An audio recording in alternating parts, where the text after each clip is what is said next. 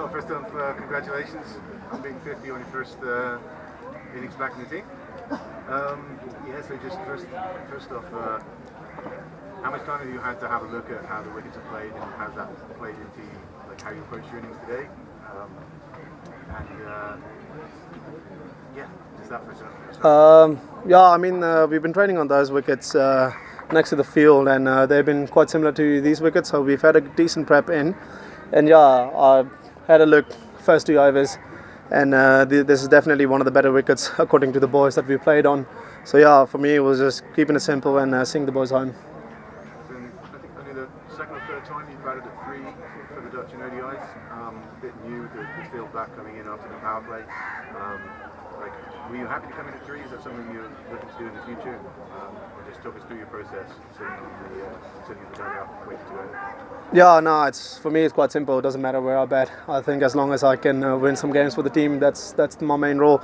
And yeah, batting at 3 today, it actually made it a bit simpler because the boys had a great start at the top, Levy and Max. So yeah, it just makes it much easier for me to just go out there and with 4 men outside the ring, just go out there, rotate the strike, and win the game.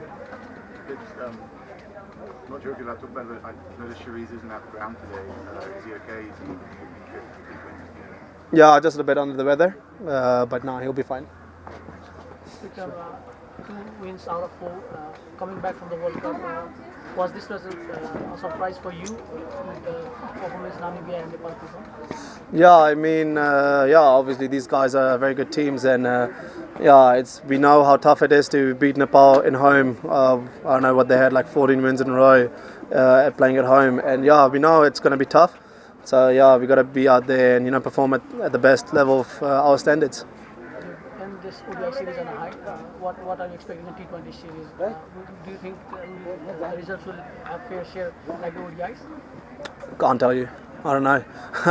Cricket's a funny game, but obviously we're going to give our 100%, and we're going to try to win every single game.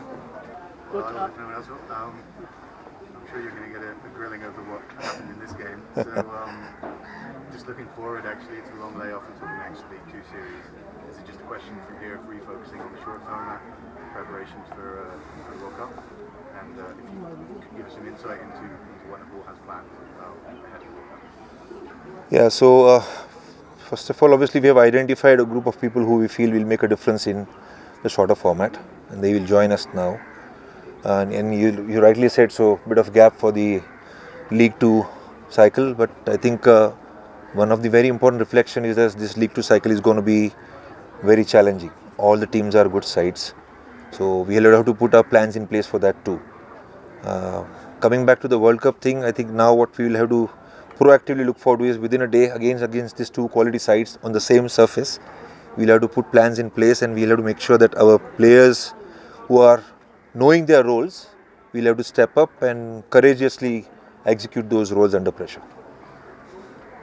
Just, I guess more specifically, I understand you guys have warm-up tour in India planned, maybe some more bilateral games planned as well. Yeah. Can you talk about that at all, or is that not out? No, I mean, one of the bilaterals is confirmed. We put a lot of effort, a lot of communication was from the CAN management, some of my personal connects as well. We all made an effort. So finally, because the Ranji Trophy finishes off 15th of March, Baroda state team and the Gujarat state team had agreed, and it's the fixtures are fixed.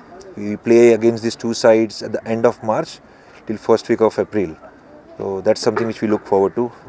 As we speak, also we are heading to Hong Kong for a T20 series against PNG and Hong Kong. So these are all part of the preparation. We are hoping for 1 or 2 more good news if it happens. If not, then obviously it's an opportunity for us to run a camp over here before we go to India to play against Gujarat and Baroda. And just finally, how different do you think that the T20 side will look to what has contested the series? And for the players that won't be involved, are the plans for them to focus then on the ODI format?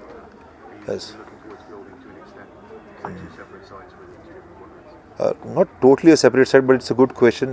We do have certain plans in place for some of the players who features in our ODI.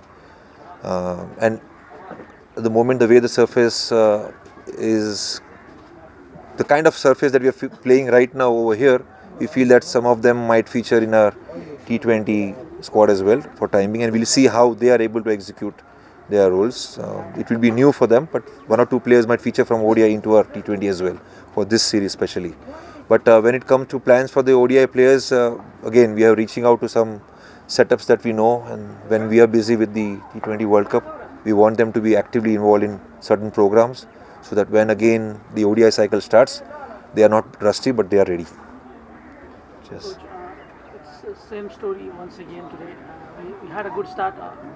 It's a bit different from the previous game, but the middle order is once again struggling. Do you think it's lack of responsibility from some of the senior players? I think I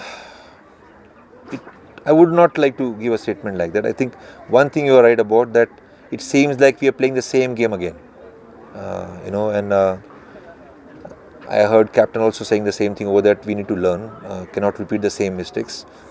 It is very important that when you're playing against quality sides on a challenging surface, which is the fact, you have to stay in the battle. You have to keep the fight up out there.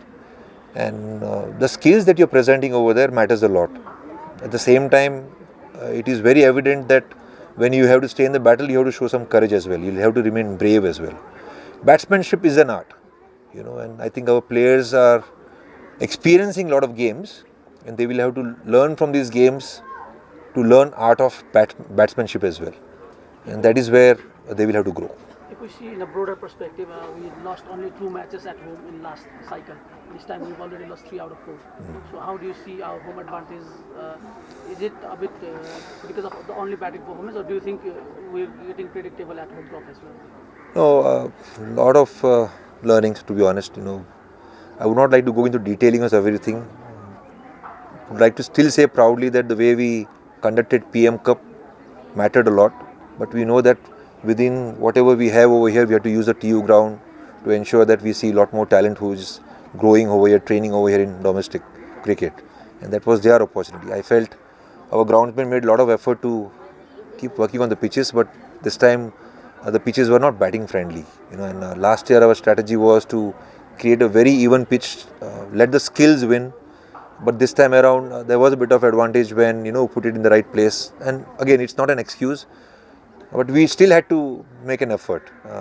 Losing out in home games obviously hurts, but at the same time, if you want to connect to your deepest identity, which is we have promised ourselves we want to be known as associate number 1 team, then even away games are going to be equally important. So we'll have to train and upskill ourselves.